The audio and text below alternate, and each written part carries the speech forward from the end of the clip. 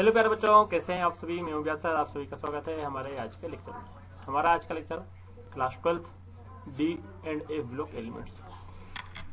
जैसा कि आप सभी देख रहे हैं यहाँ पर डी और ए ब्लॉक एलिमेंट्स में लिखा हुआ है कि 90% कंप्लीट पीडीएफ। ठीक है, ये 90 नहीं है 100 ही है, क्योंकि बाद में मैंने इसको कुछ और कंप्लीट कर दिया था। ये बोर्ड प्लस जीनीट दोनों के लिए हो जाएगा आपका। आज मैं आपको इसी में एक्सप्लेन करूंगा। ठीक है, तो स्टार्ट करते हैं हम। D and A block elements, इसी में आप नोट्स बनाते जाइए, आपका नोट्स भी हो गया। तो सबसे पहले तो मैंने स्टार्ट से ये पूरा डाल दिया पीडीएफ। मैंने सोचा कि आपको एक्सप्लेन कर देता हूँ, साथ में आपको नोट्स भी हो जाएंगे। हालांकि ये सारा आपको मैं कंप्लीट कर दिया था।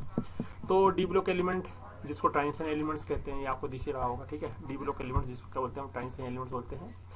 इनकम्प्लीट डी ऑर्बिटल होना चाहिए, जिससे D1 से D9 तक को हम ट्रांजिशन एलिमेंट्स बोलते हैं। D10 यदि यहाँ पर हो जाता ना, D10 हो जाता तो हम D10 को ट्रांजिशन एलिमेंट्स नहीं बोलते। जैसे जिंक है हमारे पास है, वो मरकरी है, Hg है, जिंक है, ये ट्रांजिशन एलिमेंट्स नहीं कहलाते। डी ब्लॉक एलिमेंट्स तो है लेकिन ट्रांजिशन एलिमेंट्स नहीं है। तो यहाँ पर जेडमियम, zinc, cadmium and mercury are not transition elements. ये ट्रांजिशन एलिमेंट्स नहीं है। बिकॉज क्यों? क्योंकि इनमें ये देखो डी कैसा है हमारे पास में 10 इलेक्ट्रॉन है, डी कैसा है हमारे पास में 10 इलेक्ट्रॉन है, यहाँ भी डी कैसा है हमारे पास में 10, मतलब डी कंप्लीट है। कंप्लीट होगा तो हमारे पास में ट्रांजिशन एलिमेंट्स नहीं कहलाएगा। क्या कहलाएगा वो हमारे पास में डी ब्लॉक एलिमेंट तो है, लेकिन ट्रांजिशन एलिमेंट्स हम उसको नहीं कहेंगे। ठीक है, उसी प्रकार से यदि हम बात करते हैं कॉपर की, तो कॉपर हमारे पास में जो होता है वो ट्रांजिशन एलिमेंट है। क्यों? क्योंकि हम जानते हैं कि जो कॉपर होता है उसमें डी10 होता है, लेकिन कॉपर की जो कॉमन स्टेट होती है, ऑक्सीडेशन स्टेट, जैसे मैं कल आपको बताया था 29 लेक्चर में, +1 और +2 होती है। देखो, जब +1 और +2 हमने लिखा तो +1 में कितना आया, +1 में D10 आया, और +2 में कितना आया, D9 आया। तो Cu+1 में हमारे पास में यदि है तो हम उसको ट्रांजिशन एलिमेंट्स नहीं कहेंगे, लेकिन हाँ Cu+2 हमारे पास में है तो ट्रांजिशन एलिमेंट्स है। तो अब बात ये है सर, पूरा Cu क्या होगा, ट्रांजिशन एलिमेंट्स कहलाएगा कि नहीं कहलाएगा? बिल्कुल कहलाएगा। यदि कॉपर या कोई भी एलिमेंट्स अपनी जो ओरिजिनल स्टेट होती है उसमें, मतलब ग्राउंड स्टेट में, या हम कहें कि जब वो आयंस बनाता है, जैसे +1 या +2, इनमें किसी एक में भी यदि वो इनकम्प्लीट डी ऑर्बिटल रखता है तो वो ट्रांजिशन एलिमेंट्स कहलाता है। तो Cu जो होता है आपस में ट्रांजिशन एलिमेंट्स यहाँ पर कहलाता है। ठीक है, अब उसी प्रकार से हम Ag की बात करें तो Ag हमारे पास में क्या है, D9 है, तो D9 है, ये भी ट्रांजिशन एलिमेंट्स कहलाएगा। Ag+2, ठीक है। एल्यूमिनियम Au+3, ये भी हमारे पास में कैसा है, ट्रांजिशन एलिमेंट्स कहलाता है। तो देन हमारे पास में अब आता है इसमें इलेक्ट्रॉनिक कॉन्फ़िगरेशन। तो इनका इलेक्ट्रॉनिक कॉन्फ़िगरेशन क्या होता है? इलेक्ट्रॉनिक कॉन्फ़िगरेशन है इसका NS0 दिख रहा है ना ये आपको, ये क्या है हमारे पास में, यहाँ से ये NS0 और N-1 D1 ये हमारे पास में क्या है, इनका इलेक्ट्रॉनिक कॉन्फ़िगरेशन होता है। तो ये आउटर मोस्ट सेल होता है, ये हमारे पास में इसको पेनल्टीमेट सेल कहते हैं। ये तो मालूम ही है, इसको क्या कहते हैं, हम पेनल्टीमेट सेल कहा जाता है। तो इस प्रकार से ये हमारे पास में हुआ। ये हमारे पास में सीरीज कौन सी आई? ये सीरीज हमारे पास में 3D 4D 5D 6D series के अंतर्गत आते हैं D block elements. Last electron enter कहाँ करता है? N-1 D में, सब सेल में करता है। दूसरा पॉइंट क्या है यहाँ पास में? दूसरा पॉइंट ये है यहाँ पास में कि N-2F, ये लेंथेनाइड के लिए है। ठीक है, ये यहाँ पास में लेंथेनाइड के लिए, ए ब्लॉक एलिमेंट्स के लिए है N-1 G, और ये पहले मैं आपको बता दिया था। लास्ट इलेक्ट्रॉन एंट्रॉन कहाँ करता है? इसमें लास्ट इलेक्ट्रॉन एंट्री करता है N-2F सब सेल में। ये सब पहले हो गया हमारा। तो इस प्रकार से ये लेंथेनाइड में यहाँ पास में 4F 5D 6S आता है, और एक्टिनाइड में यहाँ पास में 5F 6D और 6S2, ये हमारे पास में इलेक्ट्रॉन कॉन्फ़िगरेशन, ये मैंने आपको पहले बता दिया था। यदि हम एटॉमिक फॉर्म की बात करें तो Fe एटॉमिक फॉर्म में ये है इलेक्ट्रॉन कॉन्फ़िगरेशन। Fe+2 में हमारे पास में इलेक्ट्रॉन कॉन्फ़िगरेशन ये है, ये तो आपको मालूम ही है। आयोनिक फॉर्म है कहलाता है ये आपका, है ना। ठीक है, ये हमारे पास में क्रोमियम है, ये हमारे पास में जिंक है। इस प्रकार से यहाँ पास में ग्राउंड स्टेट और आयनिक स्टेट, ये दोनों है यहाँ पर। इसको बोलते हैं इक और इसको बोलते हैं अस। तो ठीक है, +3 है तो हम बोलेंगे इक, और +2 है यदि है तो हम क्या बोलेंगे, अस। फेरस और फेरिक, ये आप जानते हो इसमें सब में। देन हमारे पास में Ma मैग्नीज है। मैग्नीज में से यदि हम 2 इलेक्ट्रॉन निकाल देते हैं तो हमारे पास में D5 सिस्टम बनता है। 5 इलेक्ट्रॉन और निकाल देते हैं तो हमारे पास में Mn+ बनाता है और D0 सिस्टम बना जाता है। तो हम देख चुके हैं पहले। ठीक है, अब उसी प्रकार से जब हम फार्मूले लिखते हैं कि MnO4, तो Mn में कितना है, +7 ऑक्सीडेशन स्टेट है। वो कहाँ से आया? वो यहाँ से आया जब इसके S में से 2 और D में से 5 इलेक्ट्रॉन निकल गया, तो Mn का 2। तो ये सारा हमारे पास में यहाँ पर ये इसी प्रकार से क्रोमियम है। क्रोमियम के इलेक्ट्रॉन कॉन्फ़िगरेशन है, +1 स्टेट है, +3 है, +6 है। तो +1 कब बनेगा? जब एक इलेक्ट्रॉन जाएगा। +3 कब बनेगा? जब देखो एक इलेक्ट्रॉन यहाँ से गया, एक यहाँ से गया, तो ये बचा हमारे पास में। फिर यहाँ से +6 कहाँ से जाएगा? 3 इलेक्ट्रॉन थे, वो भी निकाल दिए, D0 सिस्टम बना। इस प्रकार से हम बनाते हैं K2Cr2O7। तो Cr की वैलेंसी कितनी है? +6। तो यहाँ से आया हमारे पास +6। कैसे आया वो आपको मैंने यहाँ पर बता दिया। ठीक है, देन हमारे पास में स्कैंडियम हमारे पास में होता है +3 कॉमन स्टेट होता है स्कैंडियम के, ये कॉमन स्टेट है। मैं 29 लेक्चर का जो था वीडियो उसमें मैं आपको ये बताया था स्कैंडियम +3 स्टेट में होता है, ठीक है। अब हमारे पास में आता है यहाँ नोटेड पॉइंट करके है कि चेंज इजीली, देखो ध्यान से देखना जरा, हमारे पास में Mn+2 है, तो आप सोचोगे तो Mn+2 से Mn+3 में चले जाए, ये नहीं जाएगा, पॉसिबल नहीं है। क्यों नहीं है? क्योंकि हमारे पास में ये D5 सिस्टम है और आप सभी जानते हैं D5 सिस्टम आपका हाईली स्टेबल होता है, इसलिए Mn+2 को Mn+3 में कन्वर्ट करना आसान नहीं है, इजीली इससे ट्रांसफर नहीं होता है। जबकि हमारे पास में यदि हम बात करें कि Fe+2 है, Fe+2 से Fe+3 में कन्वर्ट करें, हो जाएगा कि नहीं होगा? ये 100% होगा कन्वर्ट। क्यों होगा? क्योंकि यहाँ पर हमारे पास में D6 सिस्टम है, जबकि यहाँ पर हमारे पास में D5 सिस्टम है, ये ज्यादा स्टेबल है। ये कैसा है हमारे पास में? ये हमारे पास में स्टेबल है, स्टेबल, ठीक है, ये हमारे पास में ज्यादा स्टेबल है। तो इस प्रकार से ये हमारे पास में Fe+2 को कन्वर्ट कर सकते हैं Fe+3 में, लेकिन Mn+2 को कन्वर्ट नहीं कर सकते हैं Mn+3 में। क्यों? क्योंकि ये D5 सिस्टम है, जबकि ये हमारे पास में कैसा बनेगा? D4। ये अनस्टेबल है, जबकि ये कैसा है हमारे पास में? स्टेबल है। ऊपर वाला, नीचे वाला कैसा है हमारे पास में? अनस्टेबल, इसलिए हमारे पास में ये चेंजेस नहीं आएगा इसमें। अब आते हैं हमारे पास में दूसरा 3D सीरीज, ये 4th पीरियड का होता है, स्कैंडियम से chromium, scandium titanium, vanadium, chromium, manganese, iron, copper, निकल, कॉपर, जिंक, ठीक है।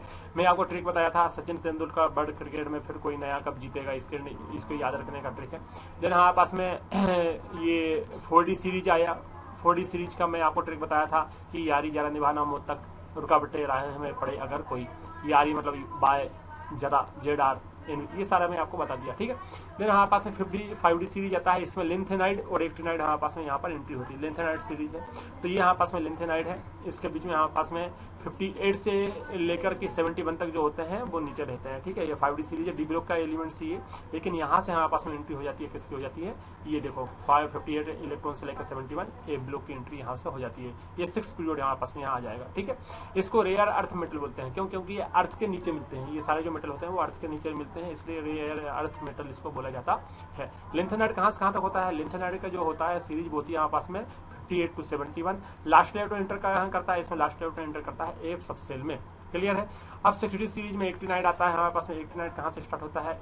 एटॉमिक नंबर 89 से चालू होता है, तो 89 के बाद में चालू होता है 90 से चालू होता है, 90 to 103 तक हमारे पास में आता है एक्टिनाइड, उसके बाद में 104 पे हमारे पास में डी ब्लॉक के एलिमेंट्स हो जाते हैं, ये सारी बातें। अब हमारे पास में आता है नॉर्मल एलिमेंट्स, तो एस और पी में जो होते हैं वो नॉर्मल एलिमेंट्स कहते हैं। इन सब सेल में इलेक्ट्रॉन क्या करता है? पार्टिसिपेट करता है, और ये केमिकल रिएक्शन पार्टिसिपेट करते हैं। देन ट्रांजिशन एलिमेंट्स कौन से होते हैं? जो n सेल के इलेक्ट्रॉन जिसमें रिएक्शन में पार्टिसिपेट करते हैं, ठीक है।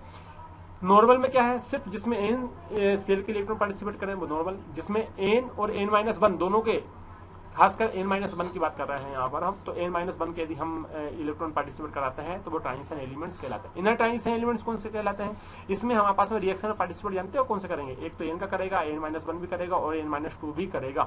तो इस प्रकार से यहाँ पर पार्टिसिपेट करते हैं केमिकल रिएक्शन में। अब हम बात करते हैं साइज और रेडियस की, जिसके ऊपर हमने काफी डिस्कशन किया। साइज और रेडियस की यदि हम बात करें तो scandium, titanium, vanadium, chromium, manganese, ये जो होते हैं वो हमारे पास में इसमें जेड इफेक्ट ज्यादा होता है स्कैनिंग इफेक्ट से, ठीक है। तो atomic size decrease as Z effect, तो यहाँ लिखा हुआ है Z greater than scanning effect will dominate over repulsion by electron, ठीक है। ये सारी बातें मैं आपको बता दिया था, इसमें ऐसी कोई बात नहीं। आप चाहो तो इसको वीडियो को पॉज करके इसको लिख भी सकते हो। तो यहाँ पर हमारे पास में आयरन, कोबाल्ट, निकल में हमारे पास में अट्रैक्शन बराबर रिपल्सन था, तो इस प्रकार से यहाँ पास में हुआ। देन कॉपर और जिंक, ये सारी में इसमें डिस्कशन कर लिया था। हमारे पास में एक ही जो 3rd पीरियड है उसमें हमारे पास में 3 प्रकार के साइज मिलते हैं।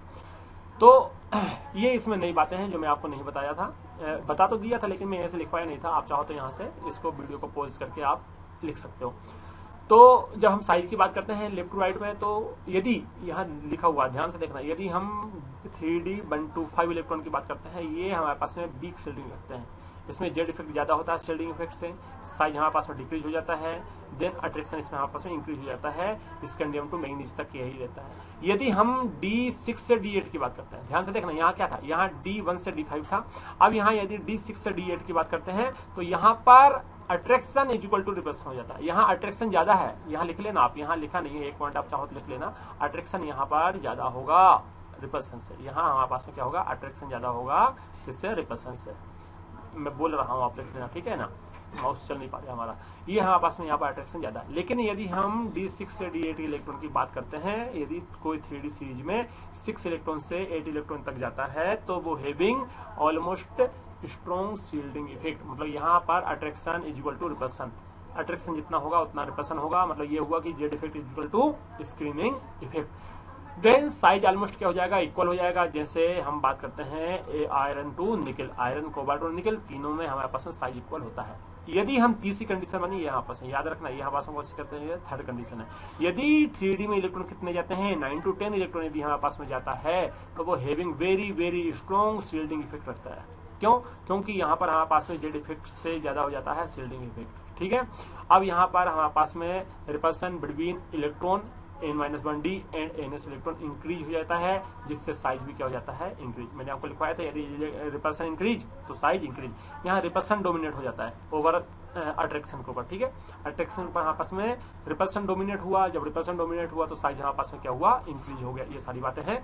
In 5D and 6D series entry of lanthanide and actinide a block element, तो 5D और 6D जो सीरीज है ना हमारे पास में टोटल कितनी है, 4 सीरीज है डी ब्लॉक में, 3D 4D 5D और 6D। लेकिन 5 और 6 से हमारे पास में एंट्री हो जाती है लिंथेनाइड और एक्टिनाइड की, मतलब ए ब्लॉक एलिमेंट्स की। नोट देखो क्या लिखा हुआ है, बी नोटेड। हम जानते हैं कि स्क्रीनिंग पावर ऑफ किसका, एस, पी, डी और एफ, ये मैं आपको बहुत पहले बता दिया था। ज्यादा होता है, सबसे ज्यादा स्क्रीनिंग पावर एस का होता है, पी का होता है, डी का होता है और एफ का होता है।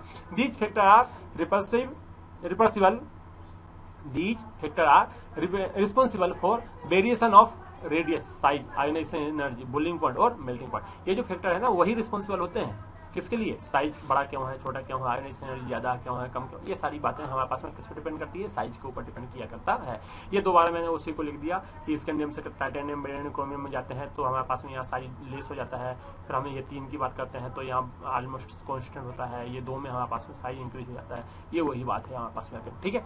देन हमारे पास में यदि हम बात करते हैं कि इन transition series on moving from LHS to RHS, atomic radius first decrease initially as number of d electron is less due to which z effect dominate and attraction, वही वाली बात है जो मैं आपको अभी समझाया था, ठीक है।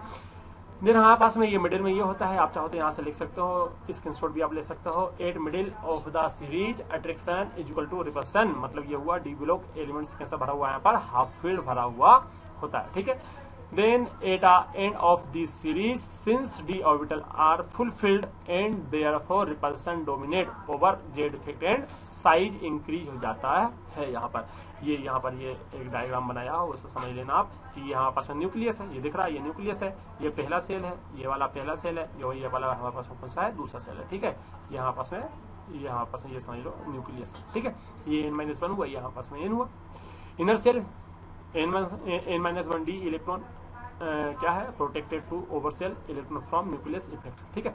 ये सारी बातें आप याद करते हुए चलो, यहाँ से 1-2 बार आप करोगे सब कुछ याद हो जाएगा। ये साइज दिया हुआ है इसका, ग्राफ आप बुक में देखोगे, बुक में ऐसे ही ग्राफ बना हुआ है इसका कुछ, कि D1 D2 3D 4D 5D 6D scandium से लेकर जिंक तक है, फिर एट्रियम से लेकर कैडमियम तक है, लिंथेनाइड से लेकर Hg है और एक्टिनाइड से लेकर इनकम्प्लीट, आगे ये कंप्लीट नहीं है। ये यहाँ पास में साइज है, ठीक है। ये साइज यहाँ पास में क्या हुआ, ध्यान से देखना।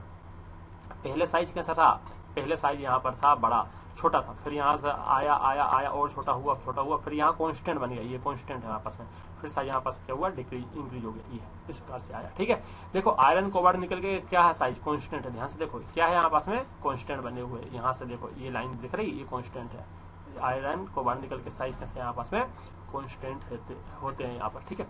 तो ये हमारे पास में आया यहाँ पर, एक मिनट, ये हमारे पास में यहाँ पर साइज आया। अब ये साइज तो मैं आपको पहले ही बता दिया था, इसलिए आप लोग इसको ये बहुत अच्छे से कर लेना, ठीक है। आगे बढ़े हम, तो अब हम बात करते हैं इसमें हम बात